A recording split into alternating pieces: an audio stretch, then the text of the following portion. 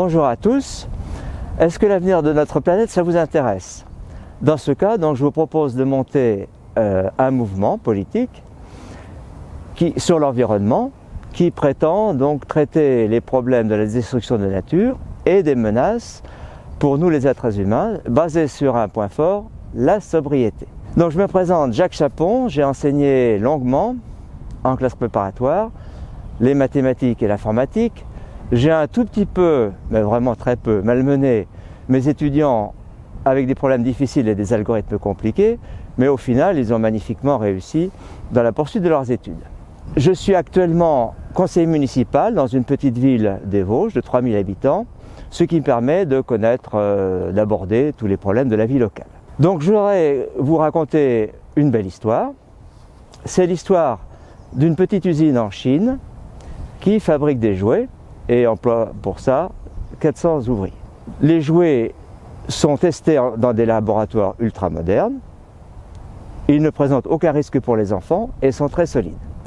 Chaque ouvrier est payé 500 à 600 € par mois, ce qui est correct selon les standards chinois. 75% de la production est écoulée en Chine et 25% aux États-Unis et en Europe.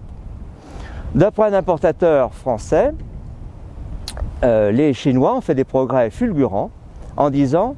Ils sont passés du 19e siècle au 21e siècle. Chaque matin, l'ouvrier reçoit sa feuille de route, 1200 jouets à produire pour la journée, ce qui donne 100 millions de jouets par an pour l'usine. Donc il y a un problème arithmétique, c'est-à-dire que 100 millions de jouets pour une unité de production de 400 personnes dans un pays qui compte 1,4 milliard d'habitants, qui sont tous productifs, enfin peut-être pas tous, mais pour beaucoup, ça donne un peu le vertige, et sans compter les progrès à venir de la productivité. Les jouets présentent beaucoup de plastiques différents, du cadmium et du lithium dans leurs piles et batteries, voire du mercure et d'autres métaux lourds. Ils sont donc très difficiles à recycler, voire impossibles. Il en est ainsi de beaucoup d'objets de la vie moderne, c'est-à-dire les smartphones évidemment, les téléviseurs et même les voitures.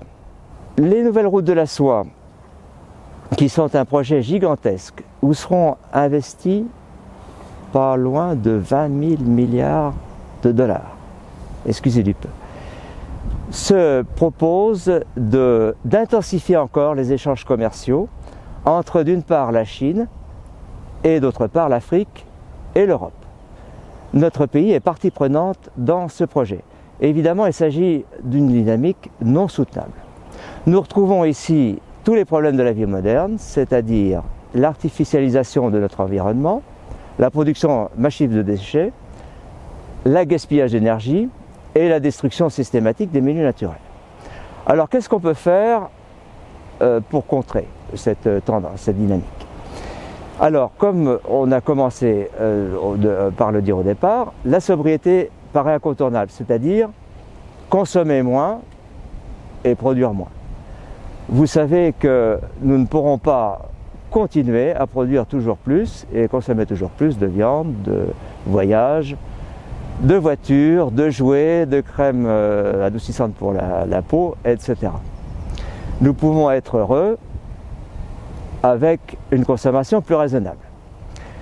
Essayons d'inverser nos échelles de valeur. Celui qui réussit, c'est celui qui arrive à vivre simplement et non pas celui qui cherche à gagner le plus possible d'argent et à vivre au-dessus des moyens de la planète à coup de jets privés, de voyages touristiques dans l'espace par exemple, voire sur Mars, puisque il y a des investissements très importants là-dessus. Le capitalisme et la mondialisation restent à maîtriser. Est-ce possible? En tous les cas, nous ne pouvons laisser la planète livrée comme aujourd'hui au pillage systématique de ses ressources et à la course effrénée et universelle au profit. Construisons une économie solidaire, respectueuse de la nature, Par exemple, en développant le secteur coopératif et la cogestion des entreprises. Alors, je pourrais vous citer un exemple donc, de société coopérative de production, SCOP. C'est un exemple emblématique, c'est la plus grande SCOP de France, basée à Mortain en Normandie, ACOM, qui est numéro 1 de la fibre optique en France. Vous savez que la fibre optique nous sert à alimenter nos foyers, en particulier en très haut débit, pour Internet. Donc, elle emploie 1200 personnes, toutes associées, avec un salaire brut moyen de 3200 €. Et elle arrive à être très compétitive, tout en versant des salaires plus élevés qu'ailleurs dans le monde. Citons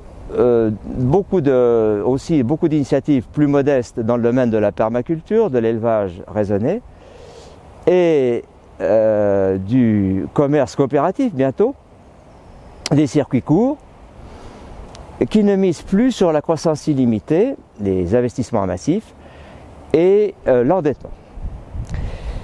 Donc, construisons ce mouvement qui pourrait s'appeler SAFE, donc sain et sauf, par exemple. Vous pouvez diffuser le message.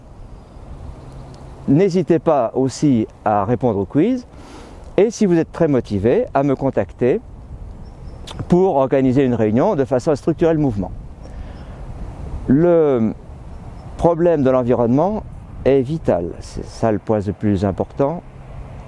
Il est international et en plus nous pouvons le résoudre, même avec 9 à 10 milliards d'habitants à l'horizon 2050.